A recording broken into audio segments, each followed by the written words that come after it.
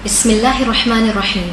Assalamu alaikum wa rahmatullahi wa barakatuh. I hope you're all doing well today, mashallah. And we're already on day 4 of Ramadan. Allahu Akbar. My name's Rayhaanah Omar and this is Jewels of the Heart, a project by Nadi and Annissa of Malaysia to help you find answers to your Ramadan challenges. Today's question. My struggle is, how should I pray Taraweeh when I don't understand Arabic or the Quran? Is it a waste of time? Well, we did promise you questions that are real, questions that address issues we all face. So here's my take on it all. Dear sister, nothing you ever do for the pleasure of Allah is ever a waste. Nothing big or small. I'd like you, if you could go to your kitchen after this and take out your spice bottle that has mustard seeds. And if you're not much of a cook, I have a lot of friends like that, but if you're not, the next time you do a grocery trip run, I'd like you to actively look for mustard seeds. I'd like you to look at how small a mustard seed is, and that Allah subhanahu wa ta'ala will reward you. You know, it's based on a hadith that even a mustard seed worth of that pride. But I'd like you to look at it that even if your good deed is the size of a mustard seed, which is tiny, it can literally slip into your fingernail. That's how tiny it is. Allahu Akbar. Nothing goes to waste. Nothing done with Allah ever goes to waste.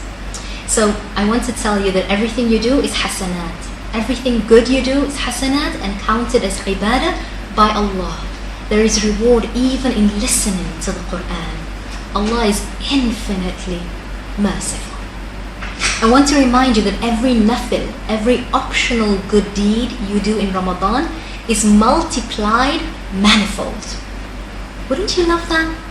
To invest in your akhirah, that one day you are in front of Allah, in the court of Allah on the day of Qiyamah, and your book of deeds comes forward.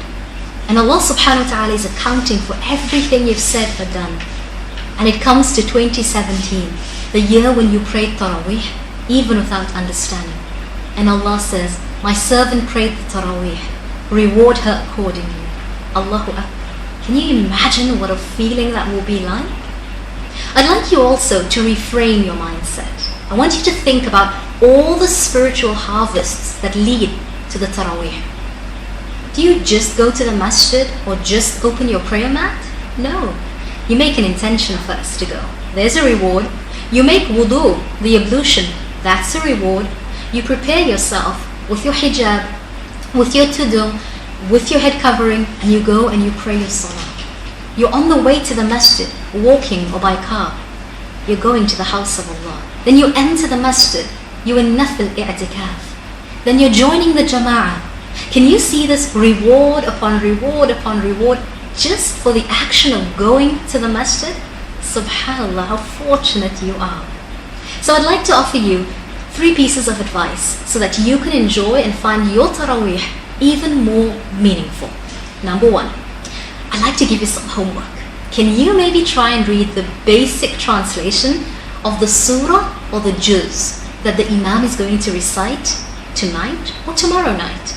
That will give you a bit of an understanding and a deeper interest and love in it. The second thing you can do is, whenever the imam is reading and reciting of Quran and he comes to ayat, verses about the paradise, about Jannah, or about the hellfire, the nar or the Jahannam, seek refuge from the fire and beseech entry into the paradise.